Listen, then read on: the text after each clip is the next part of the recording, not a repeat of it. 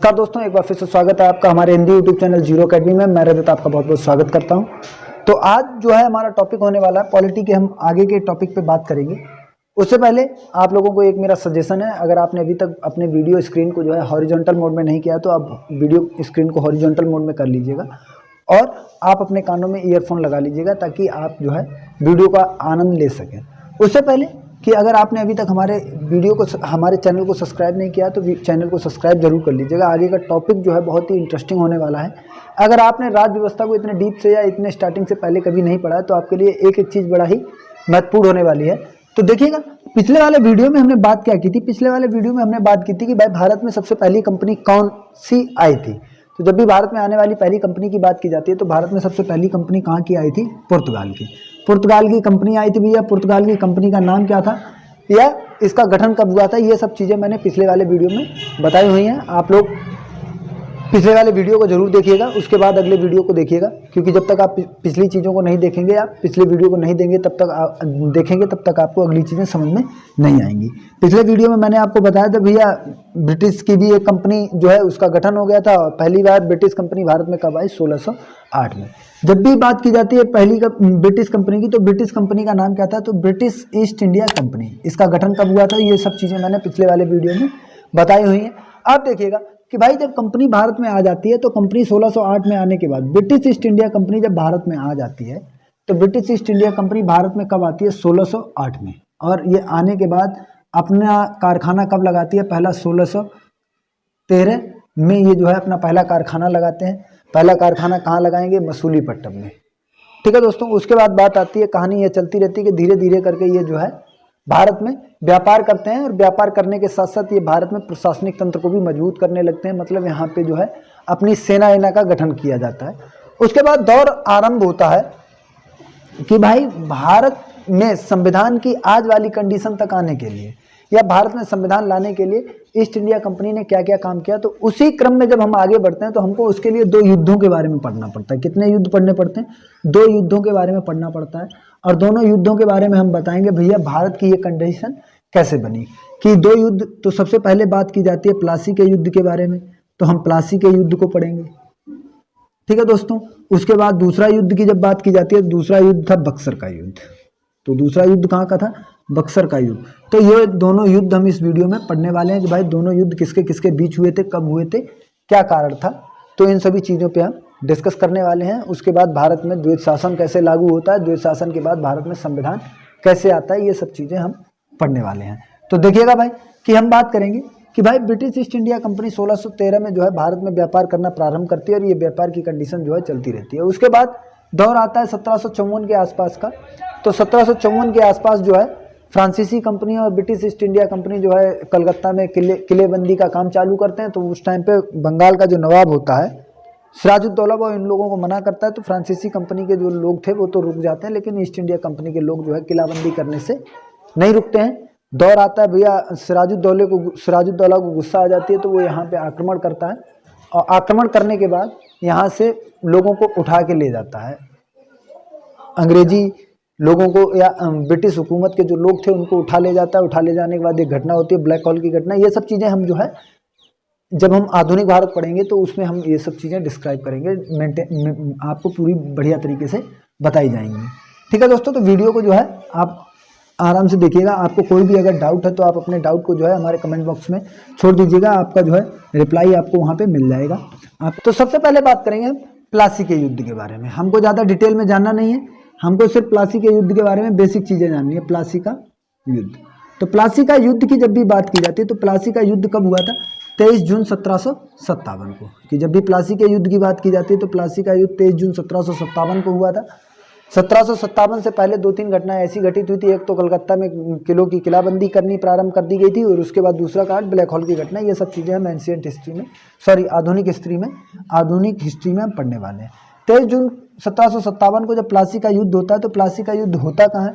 तो प्लासी का युद्ध एक गांव था बंगाल में, प्लासी गांव में हुआ था। और इस प्लासी गांव में प्लास के वृक्ष थे। किसके वृक्ष थे? प्लास के वृक्ष थे, इसीलिए इस गांव का नाम क्या रखा गया? प्लासी रखा गया। ठीक है भाई, तो जब भी बात आती है प्लासी का नाम प्लासी क्यों रखा गया, तो यहाँ पे किसके वृक्ष थे? प्लास के वृक्ष थे। और ये युद्ध कब होता है? 23 जून 1757 को। किसके किसके मध्य होता है भैया? युद्ध हमेशा दो लोगों के मध्य होता है। तो एक तरफ से कौन था? एक तरफ से थी ब्रिटिश ईस्ट इंडिया की सेना, ईस्ट इंडिया कंपनी की सेना थी, ब्रिटिश ईस्ट इंडिया कंपनी की सेना। और दूसरी तरफ से कौन थी? बंगाल की सेना। कि दो लोगों के मध्य हुआ था, एक कौन? बंगाल की सेना, और दूसरी तरफ कौन था? ब्रिटिश ईस्ट इंडिया कंपनी की सेना। तो जब बात की जाती है ब्रिटिश ईस्ट इंडिया कंपनी की ओर से, ये कौन लड़ रहा था भैया? ये युद्ध कौन लड़ रहा था? तो रॉबर्ट क्लाइव। तो रॉबर्ट क्लाइव कौन सी सेना की ओर से थे? तो भैया बात की जाती है जब ईस्ट इंडिया कंपनी की सेना की, तो उधर से कौन युद्ध लड़ रहा था? Robert Clive. बंगाल की सेना की ओर से, बंगाल की सेना का नेतृत्व कौन कर रहा था? सिराजुद्दौला। सिराजुद्दौला की बात की जाती है तो सिराजुद्दौला कौन था? बंगाल का नवाब था। ठीक है भाई, कि जब भी आपसे पूछा जाए कि भाई प्लासी का युद्ध कब हुआ था, तो प्लासी का युद्ध 23 जून 1757 को हुआ था। दो लोगों के मध्य ब्रिटिश ईस्ट इंडिया कंपनी की सेना थी और दूसरी तरफ बंगाल की सेना थी। ब्रिटिश ईस्ट इंडिया कंपनी का नेतृत्व कौन कर रहा था? Robert Clive. और बंगाल की सेना का नेतृत्व सिराजुद्दौला। तो इन दोनों लोगों के जब युद्ध होता है, इन दोनों लोगों के मध्य जब युद्ध होता है, तो हार कौन जाता है? आपका सिराजुद्दौला। ये हारे थे और जीतता कौन है भैया? Robert Clive. जब रॉबर्ट क्लाइव यहाँ से जीतते हैं तो जीतने के बाद क्या किया जाता है? रॉबर्ट क्लाइव को बंगाल का पहला नवाब बनाया जाता है। बंगाल का पहला नवाब। तो बंगाल का पहला गवर्नर किसको बनाया गया भैया? रॉबर्ट क्लाइव को। तो ये क्वेश्चन आपसे पूछा जा सकता है, बंगाल का पहला गवर्नर किसको बनाया गया? तो रॉबर्ट क्लाइव को। क्यों बनाया गया? क्योंकि भैया सिराजुद्दौला से जो युद्ध हुआ था, उस युद्ध में इन्होंने किसको हराया था? सिराजुद्दौला को। जब सिराजुद्दौला यहाँ पे हार गए थे, तो सिराजुद्दौला की हार का कारण, जब भी आपसे पूछा जाए हार का कारण, तो हार का कारण था कि इनके जो मंत्री थे वो किसकी ओर चले गए थे? ईस्ट इंडिया कंपनी की ओर से। तो इन्हें जो है किसने धोखा दिया था? मीर कासिम ने। किसने धोखा दिया था? मीर कासिम ने। तो जब भी बात आती है भैया मीर कासिम नहीं, मीर जाफर ने इनको धोखा दिया था। और मीर जाफर के धोखा देने के बाद ही जो है ये बंगाल के नवाब जो है युद्ध हार गए थे। उसके बाद हारने के बाद क्या होता है? इनको पहला गवर्नर बनाया जाता है। बंगाल का पहला गवर्नर इनको बनाया जाता है। बंगाल का पहला गवर्नर बनने के बाद बात आती है बंगाल का नवाब किसको बनाया जाता है? तो बंगाल का नवाब, कि भैया सिराजुद्दौला के बाद बंगाल का नवाब किसे बनाया जाता है? मीर जाफर को। तो मीर जाफर को जो है बंगाल का नवाब बनाया जाता है किसके बाद? सिराजुद्दौला के बाद। तो जब भी आपसे पूछा जाए प्लासी का युद्ध कब हुआ था? 23 जून 1757 को। कहाँ हुआ था? प्लासी एक गांव था जहाँ पे किसके वृक्ष थे? प्लास के। दो लोगों के मध्य हुआ था, दो सेनाओं के मध्य। ब्रिटिश ईस्ट इंडिया कंपनी की सेना थी और बंगाल की सेना थी। ब्रिटिश ईस्ट इंडिया कंपनी की ओर से इस सेना का नेतृत्व रॉबर्ट क्लाइव कर रहे थे और बंगाल की सेना का नेतृत्व सिराजुद्दौला। कौन जीता कौन हारा? तो जीतने की बात की जाती है तो रॉबर्ट क्लाइव जीते थे, सिराजुद्दौला हार गए थे। रॉबर्ट क्लाइव जीतने के बाद बंगाल का पहला गवर्नर बनाया जाता है रॉबर्ट क्लाइव को। और जो हारे थे तो किसकी वजह से हारे थे? मीर जाफर, जो इनका मंत्री था, वो किधर चला जाता है? अंग्रेजी सेना की ओर। और बंगाल का अगला जो नवाब बनाया जाता है किसको बनाया जाता है? मीर जाफर को। होता है ना कि भाई अगर आप अपने मित्र के सगे नहीं होते हैं तो आप किसी के सगे नहीं होंगे। तो यही हिसाब होता है किसका? मीर जाफर का, कि भैया इसको तुरंत तो बंगाल का कठपुतली नवाब बना दिया जाता है, लेकिन कुछ समय के बाद इसको इस पद से हटा दिया जाता है। तो ये स्टोरी थी प्लासी के युद्ध की। यहाँ तक मुझे तो नहीं लगता आपको कोई डाउट होगा। अगर आपको प्लासी के युद्ध से रिलेटेड कोई भी डाउट है तो आप हमको जो है कमेंट बॉक्स में कमेंट कर दीजिएगा। इससे रिलेटेड जितने भी क्वेश्चन है वो मैंने आपको बता दिए हैं प्लासी के युद्ध से। उसके बाद कि भैया यहाँ से जो है अंग्रेजी आधिपत्य का जो है प्रारंभ हो गया था। अंग्रेजी वर्चस्व जो है, अंग्रेजी सेना का वर्चस्व बढ़ने लगा। तो जब भी पहले युद्ध वगैरह होती थी तो जो भी सेना जीती थी उसको संधियां वगैरह करनी पड़ती थी। तो संधियों के बारे में हम लोग जो है आधुनिक भारत में डिटेल से जानेंगे कि मीर जाफर को बंगाल का नवाब बनाने के बाद, मीर जाफर के बाद क्या होता है कि भैया इनको भी महीने 2 महीने, साल 2 साल के लिए रखा जाता है नवाब। उसके बाद इनको हटाने के बाद अगला नवाब आता है मीर कासिम। इनके बाद अगला नवाब कौन आता है? मीर कासिम। ठीक है, तो जब भी बात की जाती है मीर कासिम की तो मीर जाफर के बाद अगला बंगाल का नवाब किसको बनाया जाता है? मीर कासिम को। उसके बाद देखिएगा कि भाई यहीं पे कहानी खत्म नहीं होती है, अगली स्टोरी आती है। अगला युद्ध देखिएगा बक्सर का युद्ध, कि हमने पढ़ा अभी प्लासी का युद्ध। प्लासी के युद्ध के बाद बक्सर का युद्ध। बक्सर के युद्ध की बात की जाती है तो बक्सर का युद्ध हुआ था 22 अक्टूबर 1764 को। कि जब भी आपसे बात की जाए बक्सर की तो बक्सर जो है किस लिए फेमस था? तो बक्सर में जो है अफीम की खेती होती थी। तो ये अफीम की खेती की दृष्टि से बहुत इंपॉर्टेंट क्षेत्र था। तो यहीं पे क्या होता है? बक्सर का युद्ध होता है। बक्सर के युद्ध के बारे में बात की जाती है तो 22 अक्टूबर 1764 को ये युद्ध होता है। कहाँ पे होता है? बिहार में एक जगह थी बक्सर। आज भी बिहार में एक जगह है बक्सर। तो वहीं पे जो है किसका युद्ध हुआ था, बक्सर का युद्ध हुआ था। वही युद्ध किसके किसके बीच होगा भैया, दो सेनाओं के मध्य। दो सेनाओं में भी कौन कौन सी दो सेना थी, तो एक तो वही थी ब्रिटिश ईस्ट इंडिया कंपनी की सेना, ठीक है भाई। एक सेना कौन सी थी, ब्रिटिश ईस्ट इंडिया कंपनी की सेना, दूसरी थी संयुक्त सेना, संयुक्त सेना। तो जब भी बात की जाती है संयुक्त सेना की, तो उसमें दो तीन सेनाओं ने मिलकर इकट्ठे एक साथ जो है भाग लिया था। ब्रिटिश ईस्ट इंडिया कंपनी की ओर से कौन था भैया, हेक्टर मुनरो, कि ब्रिटिश ईस्ट इंडिया कंपनी की सेना का नेतृत्व कौन कर रहा था, हेक्टर मुनरो। और जब बात की जाती है संयुक्त सेना की, तो संयुक्त सेना का जो है तीन सेनाओं से मिलकर बनी थी।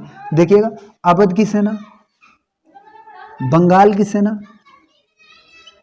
और मुगल सेना।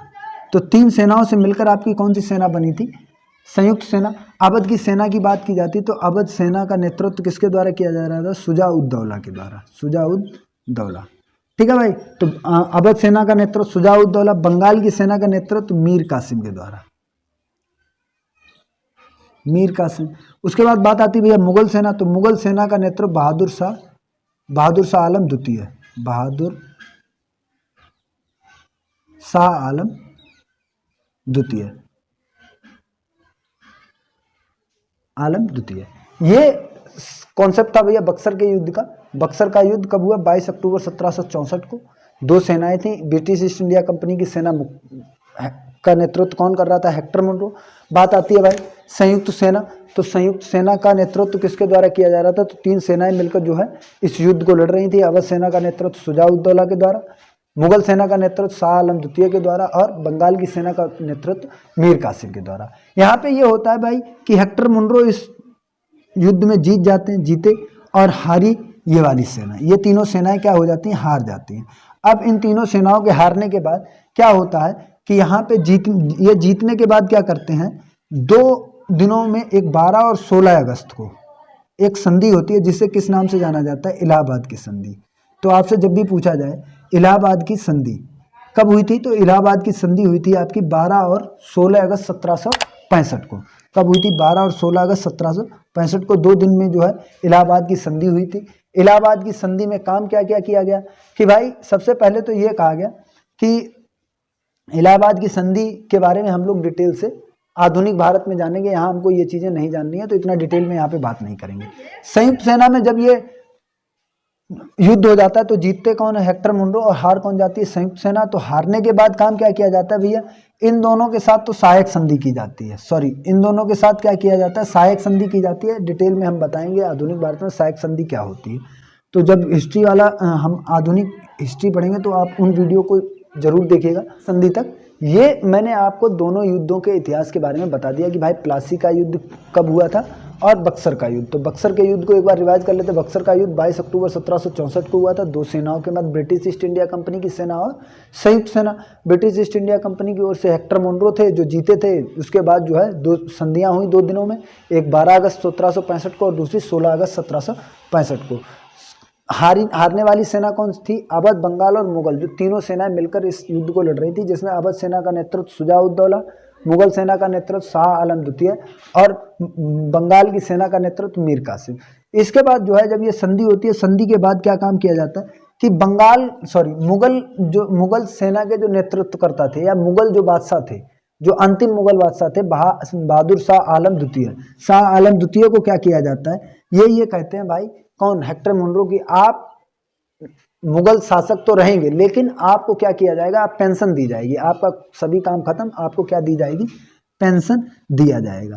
तो इसी युद्ध के बाद बहादुर शाह आलम को भारत का पहला पेंशनर घोषित किया गया और इनसे ये कहा गया कि अब आप जो है भारत के पेंशनर के रूप में रहेंगे। और इन्हीं की जो डेड बॉडी थी उसको कहाँ लगाया गया, म्यांमार के रंगून में। ठीक है भाई। तो जब भी बात आती है बक्सर के युद्ध के बारे में, तो बक्सर के युद्ध के ही बाद आपकी जो है इलाहाबाद की संधि हुई थी और उसी के बाद शाह आलम द्वितीय को जो है प्रथम पेंशनर घोषित किया गया और उनको पेंशन दी गई। इसके बाद क्या होता है देखिएगा, इसके बाद अगला टॉपिक आता है भाई, जब ये युद्ध हो जाता है, युद्ध के बाद इलाहाबाद की संधि के बाद एक काम किया जाता है, बंगाल में द्वैध शासन लागू किया जाता है। बंगाल में द्वैध शासन लागू किया जाता है। तो बंगाल में द्वैध शासन जब लागू किया जाएगा तो मतलब शासन की ऐसी व्यवस्था जहाँ पे 2 स्तर हों, तो उसको क्या कहा जाता है, द्वैध शासन कहा जाता है। ठीक है दोस्तों, द्वैध शासन, बंगाल में द्वैध शासन के बारे में हम अगले वीडियो में चर्चा करेंगे। अगले वीडियो को आप जो है देख लीजिएगा जब बंगाल के द्वैत शासन की बात जिसमें हम करेंगे, तो उस वीडियो को पूरा जरूर देखिएगा, वरना आपको जो है दिक्कत हो सकती है। और आगे अगर अभी तक आपने हमारे वीडियो को लाइक या सब्सक्राइब नहीं किया है, चैनल को सब्सक्राइब नहीं किया, तो आप उसको जरूर करिएगा। वीडियो अच्छा लगे तो अपने दोस्तों के साथ जरूर शेयर करिएगा। मिलते हैं आपसे अगले वीडियो में, तब तक के लिए जय हिंद।